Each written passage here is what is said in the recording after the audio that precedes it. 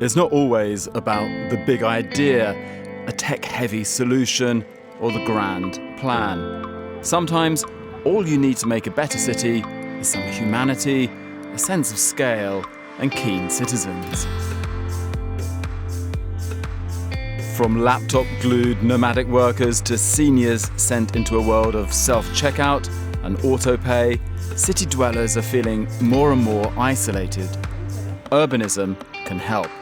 The essence of the square can be used to engineer living rooms for a city with the aid of clever planting, welcoming seating, a news kiosk, and an outdoor gym. If you walk the streets of London or Kyoto, you'll see houses where people have chosen to ignore the risk of vandalism and theft and place plants outside their homes, offices, and shops. A small act of faith and a belief in investing in where they live. These acts soon multiply and deliver change. Cities need rules, but most also get carried away with admonishing people for all sorts of modest rebellions against their regulations. How about actually letting people lock their bikes to the railings, walk on the grass, and skateboard in the park? Don't be sniffy about the rise of the pampered pet. These animals are trusted companions who help owners navigate the stresses of city life. And cities need to embrace this fact.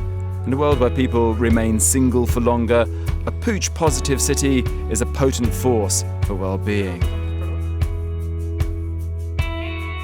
Many cities have lost their dedicated magazine or daily newspaper, but not all, and numerous radio stations still give a voice to a city's concerns. We must be alert to what we lose when a metropolis's media scene crumbles, a sense of knowing your community, its concerns and needs. People are starting to understand that we should embrace what we have, that today's ugly is often tomorrow's beautiful. This shift is also propelled forward by the understanding that the young and creative need cheaper, unreformed spaces for work and play. Squeaky clean can be seriously dull.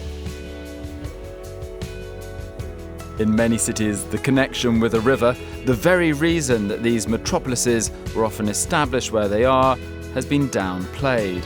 Our rivers are potential highways, places for leisure, pop-up beaches, and spots for seeing life float by. Hats off to the likes of Seoul and Paris, which have re-embraced their waterways. Cities need the veins of trade running through them. It's what keeps people employed and paying their taxes. So embrace the business world. Don't push companies beyond the city limits, and make your zoning flexible.